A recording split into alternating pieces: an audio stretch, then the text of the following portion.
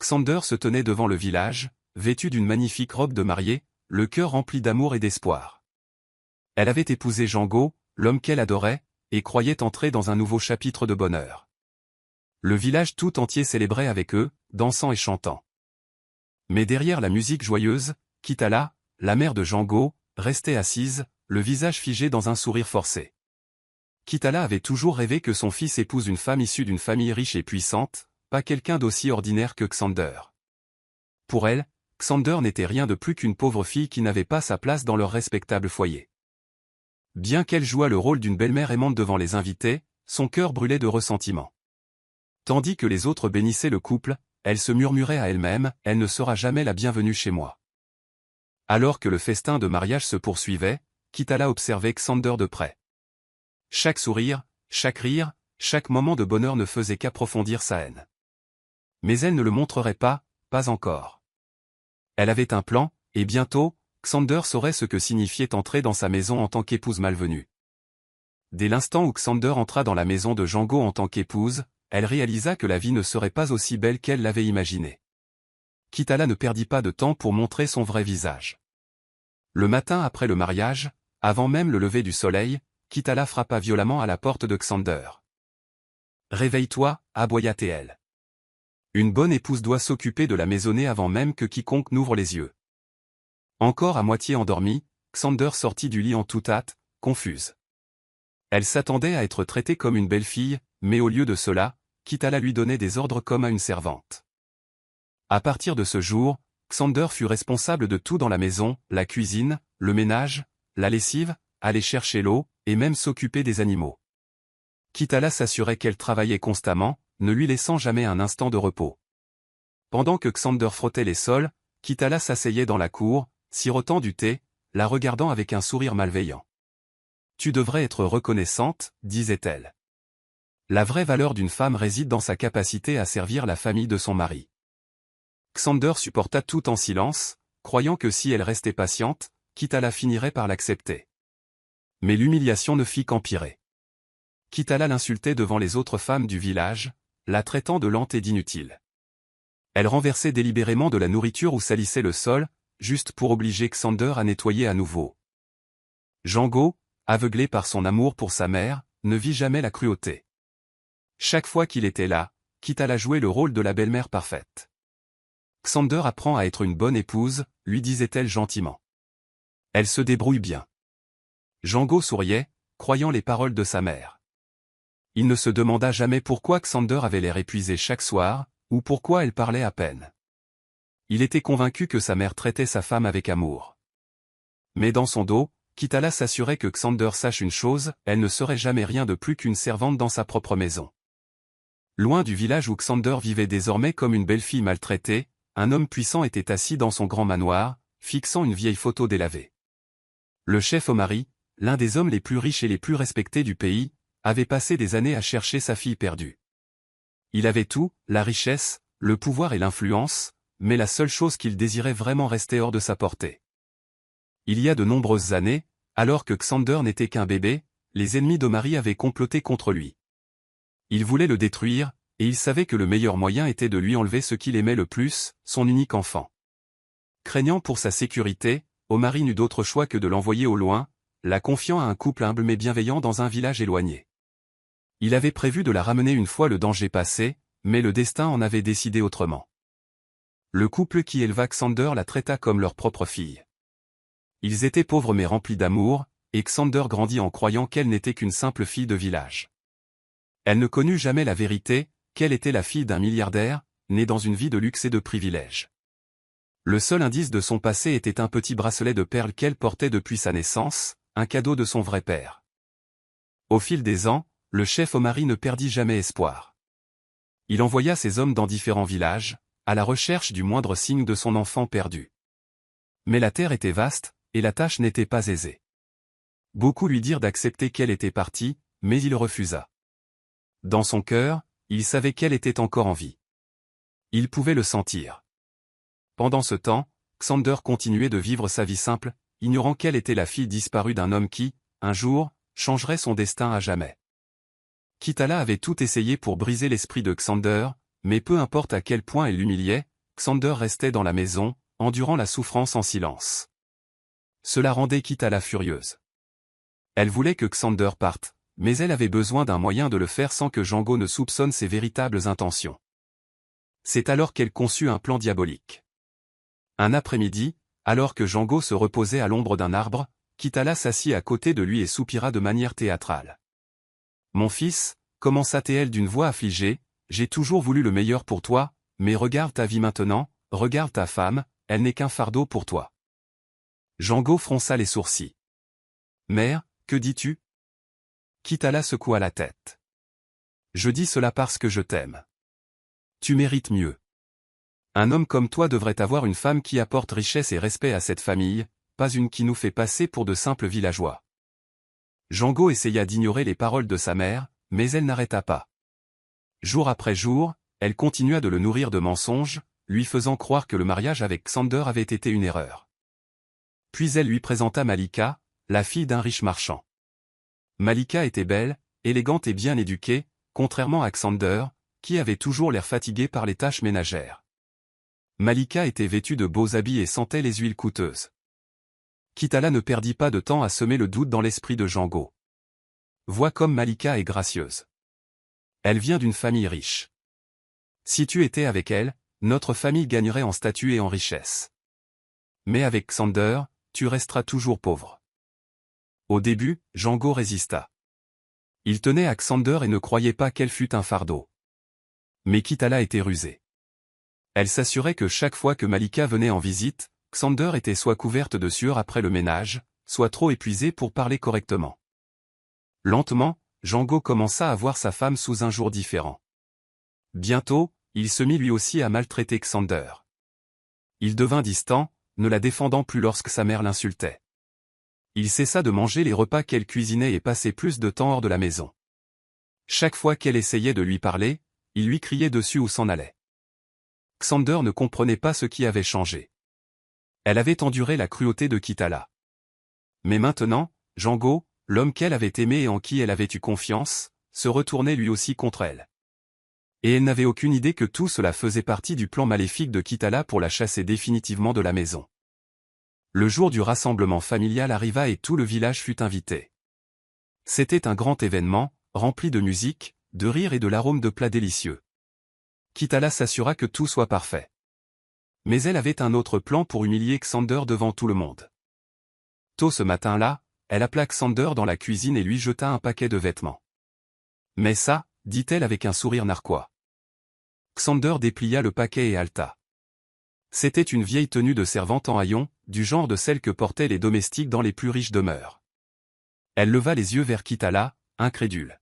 « Mais je suis la femme de votre fils. » Kitala ricana.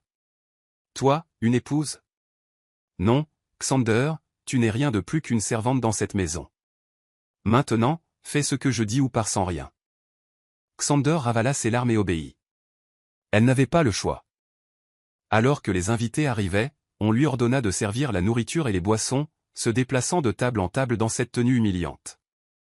Les gens chuchotaient et riaient dans son dos. Certains la plaignaient, tandis que d'autres secouaient la tête avec dégoût, se demandant pourquoi Django permettait une telle honte. Puis vint le coup de grâce. Django, qui avait été son mari aimant, était maintenant assis à côté de Malika, riant et buvant avec elle comme si Xander n'existait pas. Quand elle passa près de sa table, il la regarda et ricana. « Dépêche-toi, servante. Les invités attendent, dit-il, assez fort pour que tout le monde entende. » La salle éclata de rire. Xander sentit son cœur se briser en 1 million de morceaux.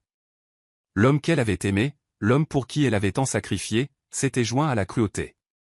Les larmes lui montèrent aux yeux, mais elle refusa de les laisser couler devant ses bourreaux. Au lieu de cela, elle posa le plateau, se redressa et s'éloigna. Kitala l'interpella. « Où crois-tu aller ? Tu n'as pas fini. » Mais Xander ne se retourna pas.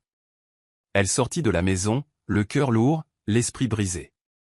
Elle avait tant enduré, espérant que les choses changeraient. Mais maintenant, elle connaissait la vérité. Ce n'était plus sa maison. Elle ne reviendrait jamais. Xander marcha pendant des heures, les pieds endoloris et le cœur lourd de douleur. Elle n'avait aucune idée de l'endroit où elle allait. Tout ce qu'elle savait, c'est qu'elle ne pouvait pas retourner dans la maison où on l'avait traitée comme une servante. Le soleil commençait à se coucher quand elle se retrouva près d'une rive de rivière tranquille. Elle s'assit sur un rocher, fixant son reflet dans l'eau, se sentant perdue et seule. C'est alors qu'elle entendit la voix douce d'une vieille femme. « Mon enfant, pourquoi pleures-tu » Xander leva les yeux et vit une femme frêle mais à l'allure sage se tenant à proximité, s'appuyant sur un bâton de bois. Ses yeux contenaient une étrange bonté, comme si elle pouvait voir dans l'âme de Xander. « Je n'ai plus rien, » murmura Xander. « Je n'ai ni maison, ni famille, ni personne pour prendre soin de moi. » La vieille femme s'approcha et étudia le visage de Xander. Puis, son regard tomba sur le bracelet de perles autour du poignet de Xander, celui qu'elle portait depuis son enfance. Une lueur de reconnaissance traversa les yeux de la femme. « Dis-moi, mon enfant, d'où tiens-tu ce bracelet » demanda-t-elle. Xander toucha les perles, confuse par la question. « Je ne sais pas. Je l'ai depuis aussi longtemps que je me souvienne. » La vieille femme prit une profonde inspiration et hocha la tête. « Alors c'est vrai. Tu es la fille perdue du chef Omari, le grand souverain des terres de l'Est. Il te cherche depuis de nombreuses années, croyant qu'un jour tu reviendrais. » Le cœur de Xander battait la chamade. « Ce n'est pas possible. J'ai été élevée par des parents pauvres. Je ne suis qu'une simple fille de village. » La vieille femme sourit doucement. « Non, mon enfant, tu es l'unique héritière d'une des plus grandes fortunes du pays. Ton père t'a envoyé au loin quand tu n'étais qu'un bébé, pour te protéger de ses ennemis. Il n'a jamais cessé de te chercher. » Xander resta assise, stupéfaite, incapable de croire ce qu'elle entendait. Toute sa vie, elle avait pensé qu'elle n'était rien, sans importance, indésirable. Mais maintenant, elle apprenait qu'elle était née dans le pouvoir et la richesse, qu'elle avait un père qui n'avait jamais renoncé à elle. Un nouveau feu s'alluma dans son cœur. Elle n'était plus la femme brisée qui avait été humiliée et rejetée.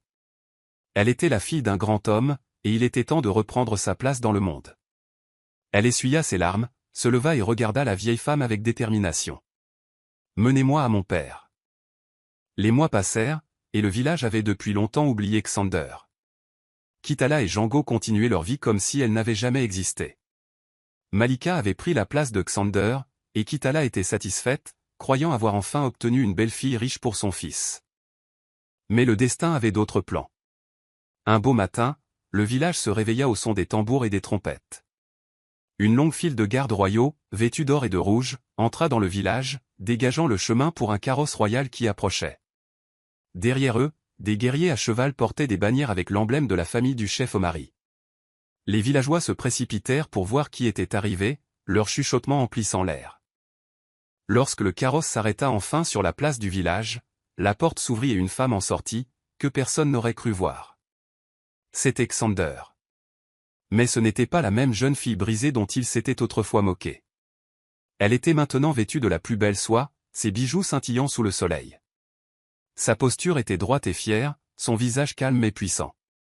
La Xander autrefois timide et humble était revenue en tant que fille du chef Omari, héritière de son vaste empire. Des halètements emplirent l'air. Les gens ne pouvaient en croire leurs yeux. Comment était-ce possible? Comment la jeune fille qu'ils avaient traitée comme une servante était-elle devenue une femme d'un tel pouvoir et d'un tel statut? Le visage de Kitala devint pâle alors qu'elle s'agrippait au bras de Django. Django, lui aussi, resta figé, incapable de comprendre ce qu'il voyait. Il avait rejeté Xander, la croyant sans valeur. Maintenant, elle se tenait devant lui, plus puissante qu'il n'aurait jamais pu l'imaginer. Xander s'avança, son regard balayant la foule, puis se posant sur les personnes qui lui avaient fait le plus de mal. Elle ne parla pas immédiatement. Au lieu de cela, elle laissa le silence s'étirer, regardant Kitala et Django se tortiller sous son regard. Le village, autrefois si prompt à la juger, se tenait maintenant en admiration, attendant de voir ce qui allait se passer. Kitala sentit ses jambes trembler alors qu'elle s'avançait, forçant un sourire nerveux sur son visage. « Ma chère Xander, dit-elle, la voix tremblante. Tu es de retour. J'ai toujours su que tu étais spécial. » Xander leva une main, la faisant taire. La foule regardait, en haleine. « Vraiment » demanda Xander, sa voix calme mais pleine de puissance. Est-ce pour cela que tu m'as traité comme une servante dans ma propre maison? Est-ce pour cela que tu m'as humilié, forcé à porter une tenue de servante et m'as fait souffrir? Les villageois altèrent. Ils avaient tous vu la cruauté de Kitala mais avaient fermé les yeux. Maintenant, Xander exposait tout devant eux. Kitala tomba à genoux, les larmes coulant sur son visage. « J'ai eu tort, sanglota-t-elle. S'il te plaît, pardonne-moi. » L'expression de Xander ne changea pas, le pardon est pour ceux qui sont vraiment désolés, pas pour ceux qui regrettent seulement de s'être fait prendre. Jango, qui était resté silencieux, s'avança soudainement. Son visage était rempli de honte. « Xander, dit-il doucement, j'étais aveugle. J'ai laissé ma mère empoisonner mon esprit contre toi. J'aurais dû te soutenir, mais je t'ai abandonné. » Il tendit la main vers elle, le désespoir dans les yeux. « S'il te plaît, donne-moi une autre chance. » Xander le regarda un long moment. Autrefois, elle l'avait aimé de tout son cœur. Elle avait rêvé d'une vie heureuse avec lui, mais c'était du passé. La douleur qu'il lui avait causée ne pouvait être effacée. « Jango, dit-elle, la voix ferme. Un homme qui ne peut pas soutenir sa femme quand elle est faible ne la mérite pas quand elle est forte. » Elle recula, et la finalité de ces mots frappa Jango comme un coup. Comme si les dieux eux-mêmes voulaient donner une leçon à Kitala, une nouvelle arriva à ce moment précis. Malika, la femme que Kitala avait choisie pour Jango, avait disparu. Elle avait emporté toute la richesse de Jango, l'or, les bijoux et même l'argent des comptes de sa famille.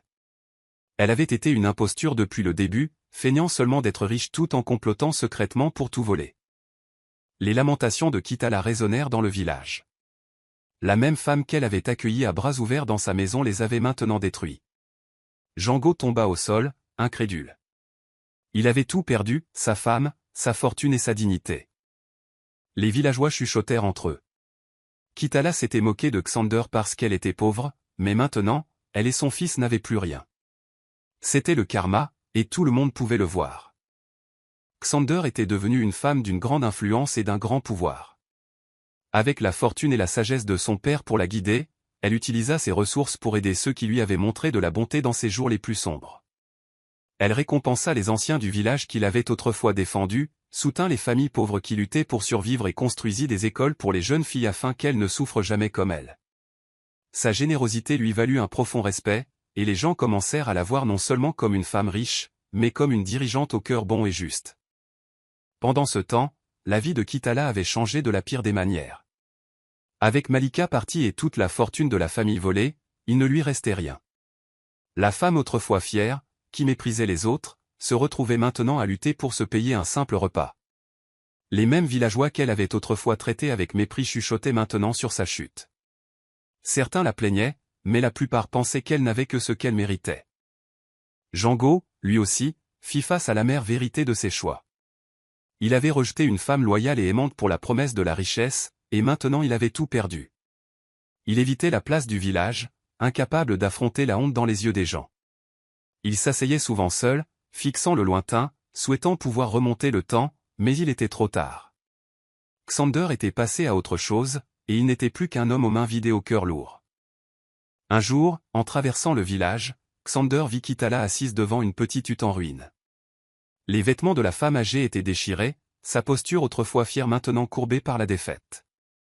Leurs regards se croisèrent un instant, mais Xander ne dit rien. Elle n'en avait pas besoin. Kitala savait déjà que c'était la vie qu'elle s'était créée. Le village avait appris une leçon puissante. Personne, aussi pauvre ou humble soit-il, ne devrait jamais être méprisé, et aucune cruauté ne pouvait empêcher le destin d'élever ceux qui le méritaient. Xander savait que le vrai bonheur ne venait pas de la vengeance. Elle avait vu Kitala et Jango subir les conséquences de leurs actes, mais cela ne lui apportait pas la paix. Au lieu de cela, elle choisit d'utiliser sa richesse et son influence pour quelque chose de plus grand. Elle créa une fondation pour aider les femmes qui avaient été maltraitées dans leur mariage, des femmes qui avaient été abandonnées, abusées ou rendues sans valeur. Elle construisit des refuges où elles pouvaient trouver la sécurité, leur offrit une éducation et des compétences pour reconstruire leur vie, et s'assura qu'elles n'aient jamais à dépendre de belles-mères cruelles ou de maris ingrats pour survivre.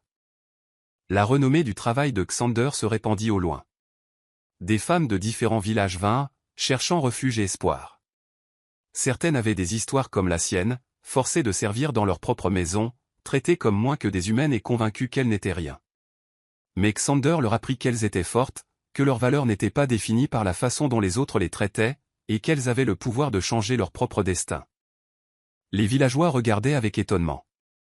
La même femme qu'ils avaient autrefois plainte se dressait maintenant comme un symbole de force et de bonté. Beaucoup réalisèrent leur erreur. Ils avaient fermé les yeux sur sa souffrance quand elle en avait le plus besoin. Maintenant, ils voyaient qu'elle avait été destinée à la grandeur depuis le début. Un jour, alors que Xander se tenait devant une foule, elle prononça des mots qui ne seraient jamais oubliés. Ne sous-estimez jamais la valeur de quelqu'un, car vous ne connaissez jamais son véritable destin.